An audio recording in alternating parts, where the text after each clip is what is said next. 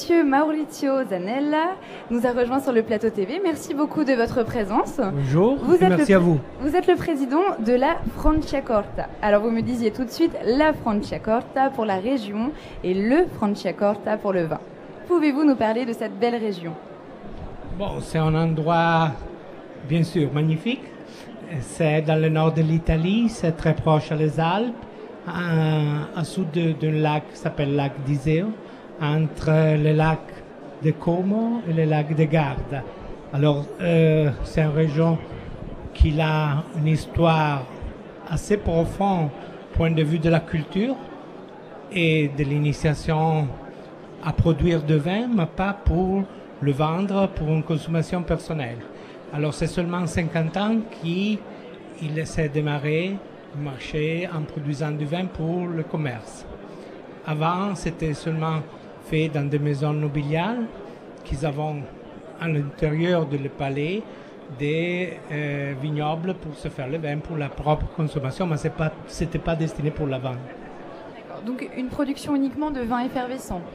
Seulement de vins effervescents. Il y a aussi des vins pas effervescents, mais ils ne sont pas dans l'appellation. Ils ont notre nom. Et donc l'appellation, c'est une petite appellation. Combien d'hectares contient la Franciacorta? Maintenant, Franciacorta, il est arrivé à peu près à 2500 hectares. C'est très petit. Et pour une production de bouteilles vendues l'année passée, presque proche de 10 millions. Alors vous avez des règles de production, surtout axées sur la qualité. Oui, les producteurs de la région, la chose importante, c'est que tous les viticulteurs, ils transforment le raisin. Il n'y a pas de cave coopérative et il n'y a pas de négociants. Ça, c'est important. Pourquoi la filière productive, c'est complet. Et l'intérêt, c'est commun pour gérer en qualité et maîtriser une qualité importante. Et ça, il a nous donné la possibilité de faire des règles productives très serrées pour obliger les dernières personnes qui rentrent dans Franciacorta à produire selon certains paramètres qualitatifs. Donc une petite appellation surtout portée sur la qualité. Oui, on cherche de la maîtriser, on cherche de l'améliorer. D'accord. Et à qui commercialisez-vous le Franciacorta? Bon, avant tout, maintenant, le marché, c'est priorité sur l'Italie. On a à peu près un marché que c'est 82%, c'est en Italie. L'export, ça représente pour l'instant un très petit marché. Pourquoi? Le produit, c'est pas encore connu dans le consommateur, mais c'est en croissant constant autour de 15% tous les ans.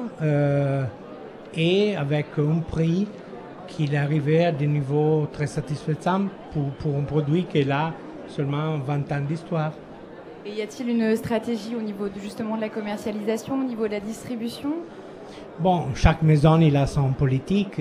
C'est pas nécessairement une politique commerciale qui fait la région. La région plutôt, il cherche, comme je disais tout à l'heure, d'avoir des paramètres qualitatifs importants, en cherchant de maîtriser les productions par hectare et le temps de permanence des bouteilles sur le lit, à les prolonger le plus possible pour avoir un aspect qualitatif important.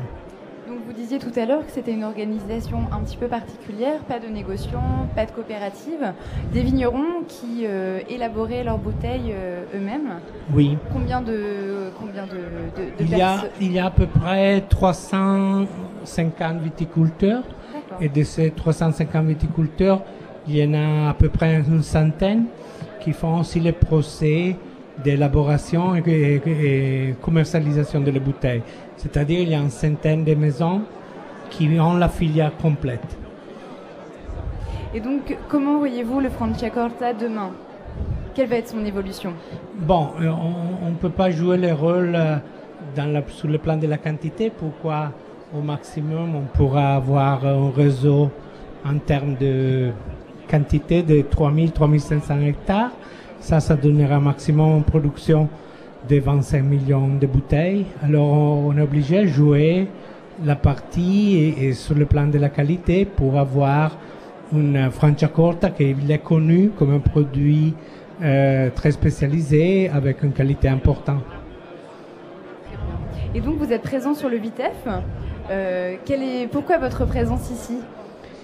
Pourquoi il y a toujours un intérêt sur des produits nouveaux, sur des nouveautés, pourquoi beaucoup de les maisons qui produisent tous les outils pour l'élaboration du vin et dans la vigne, ils présentent dans cette exposition et ils donnent l'opportunité à des opérateurs de voir un peu tout dans un seul coup. Alors c'est très intéressant pourquoi surtout Vitef s'est spécialisé sur la production de mousseux. Et Franciacorta, bien sûr, il est très intéressé à voir cette exposition pour ces raisons. Eh bien, merci beaucoup de votre présence et à très bientôt. Merci beaucoup.